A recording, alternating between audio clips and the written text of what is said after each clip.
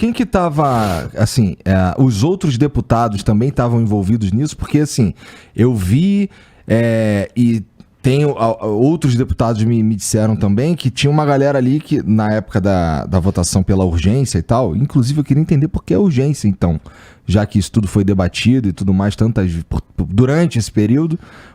Vamos começar por aí. Por que teve esse lance da urgência? O que é urgência? Na Câmara, você tem 2 mecanismos de apreciação de um projeto de lei. Quando você protocola, escreve lá o projeto, botou lá no sistema, certo? Aí a mesa da Câmara, que é quem dirige os trabalhos, fala assim, esse projeto aqui vai passar pela comissão A, B, C e D. São comissões próximas ao tema, tem alguma afinidade tal com o tema. Mas também tem mecanismo de você montar uma comissão especial, hoje um grupo de trabalho. E numa comissão especial ou num grupo de trabalho, você tem parlamentares diversos, no caso do GT que a gente discutiu, tinha acho que 13 ou 16 deputados, que fica aprofundando ali, fazendo esse debate, audiência pública, discute aqui, discute acolá e tal. E no final conclui um texto, elabora um texto que pode ser apreciado, votado no plenário. Mas, para que ele possa ser votado no plenário, ele tem que ter o regime de urgência aprovado. O regime de urgência é um nome do mecanismo previsto no regimento que permite que ele possa ser discutido e votado direto no plenário. Ou você vai comissão, ou você vai num grupo restrito que debate concentradamente o assunto e dali a pouco vai para o plenário. Regime de urgência é isso. E por que esse sistema, esse método, na opinião, assim, por que usamos esse método então e não o outro? É que depende da relevância do assunto. Vou dar um exemplo prático. Tá. Esse mesmo método está sendo utilizado para a reforma tributária. É muito provável que no mês que vem nós façamos a votação do requerimento de urgência da reforma tributária e votemos o projeto que está sendo debatido já tem um tempo também, tem uns 2, 3 anos. Então é usual. É que quando você encontra alguém que é contra a ideia, ele fala, não teve discussão, é urgência, etc. Mas, na verdade, é uma posição política de quem não quer que aquele assunto seja votado e faz uma denúncia para tentar... porque como ninguém sabe desses detalhes, quando você fala, tem uma urgência aí, o cara já fica esperto. Opa, que é isso? Já não gostei. Esse que é o problema. É mais da disputa política do que qualquer outro efeito. Mas é usual que se vote urgência e se vote projetos. Tá, mas tá bom, sabendo que existe esse tipo de disputa política mesmo, Sim, assim, até porque o nome da coisa assusta mesmo, né? Vamos fazer isso aqui em regime de urgência. Me assusta isso. Claro. Por que tu não foi pelo outro caminho então, cara? Que ia criar muito menos atrito e talvez até uma maior facilidade pra conversar com a galera. Não ia mudar nada, ia ser igual. Porque ia se discutir. Não, mas vocês votaram muito rápido nessa comissão. Não, votou muito rápido naquela comissão. Porque, na verdade, o problema não é o fato, é a narrativa. Então, eu sempre falo o seguinte, para mim, o importante é discutir o mérito. Infelizmente, a pergunta que eu mais fiz para os meus colegas foi o seguinte, onde o que você está dizendo está no texto? E a turma falou, não, mas eu ouvi dizer, não, mas alguém falou, não, mas eu via... Não, mano, não, para, mano. Vamos no texto, eu topo abrir o texto e olhar, cadê? Se tiver aqui, eu discuto, eu vejo a proposta, mas não dá pra ficar de narrativa, aí não dá, entendeu? Eu entendo que pra fazer lutar político, o cara tem que inventar uma história e tal, beleza, é do jogo. Uhum. Agora, mano, pra a Vera mesmo, tem que olhar o texto. Faz sentido, né? Já que a gente tá falando sobre... Não dá, né? E que isso aqui é uma parada assim... É a lei, velho, é lei. Vai virar lei. Vai lei pra todo mundo. Então não vem com narrativa política. Eu topo discutir objetivamente o que está escrito. Aí eu topo. E, pô, então, sobre isso, essa parada que vai virar lei...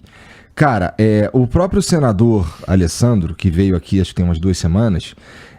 ele me contou que esse texto que existe agora, ele é mais ou menos 75% maior ou diferente do texto original. Verdade. Então, muitas coisas estão ali e tem, na minha opinião, alguns jabutis também. E eu já tô vendo aí, por exemplo, a movimentação pro PL 2370 da Jandira, que eu tô vendo que o lance dos direitos autorais tá talvez migrando para lá, né?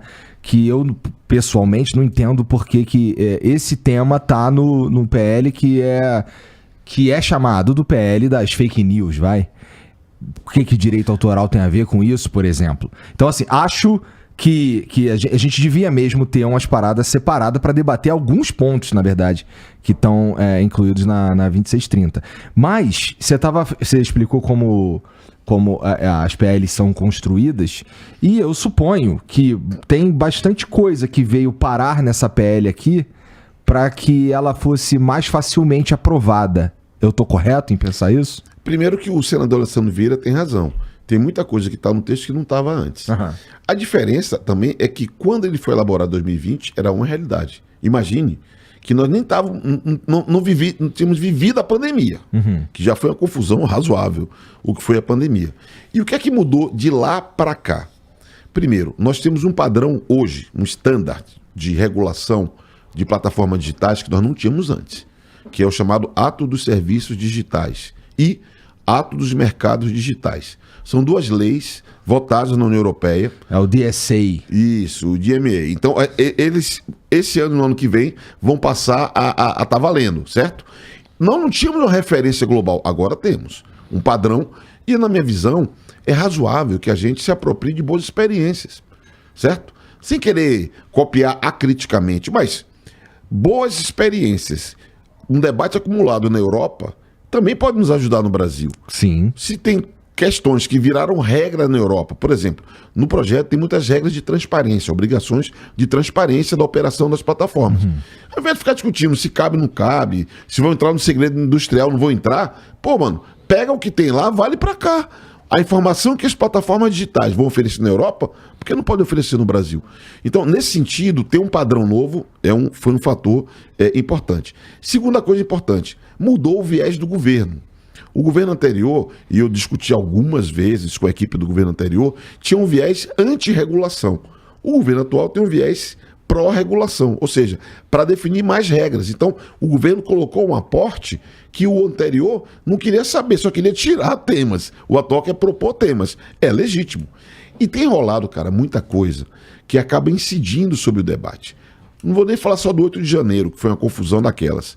Mas, cara, eu fui procurado por professores da rede pública aqui de São Paulo Municipal, falando sobre um fenômeno que é chamada automutilação de adolescente, que eu achava que era uma coisa muito grave e é mais comum que parece.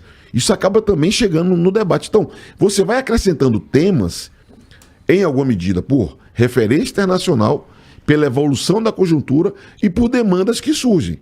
É aí que entra o tema do direito autoral. Como o debate estava em torno de plataformas digitais... mais nublado ainda para mim. Noblense, não, vem, calma. Como estava um debate sobre plataforma digital, eu fui procurado por artistas que falavam assim, pô, vocês estão debatendo internet, estão debatendo temas da internet. Para nós é importante que tenha um reconhecimento de um direito que as plataformas digitais não reconhecem, artistas, direitos conexos. Começou assim a conversa. Era um tema que não exatamente era ligado, mas tinha uma afinidade com o debate sobre remuneração de jornalismo, que estava ali por quê? Porque a base do debate é combater desinformação. Para combater desinformação, informação. Então, foi essa conexão que aconteceu. Mas o que importa é que hoje, eu próprio estou sendo ativo, e a turma não entende, mas por que você está querendo tirar? Melhor. Se você pode destacar direito autoral, destacar remuneração de jornalismo e votar fora, para mim é melhor. E eu estou defendendo isso. Não, mas você vai ter um texto que vai ter menos coisa? Não tem problema nenhum.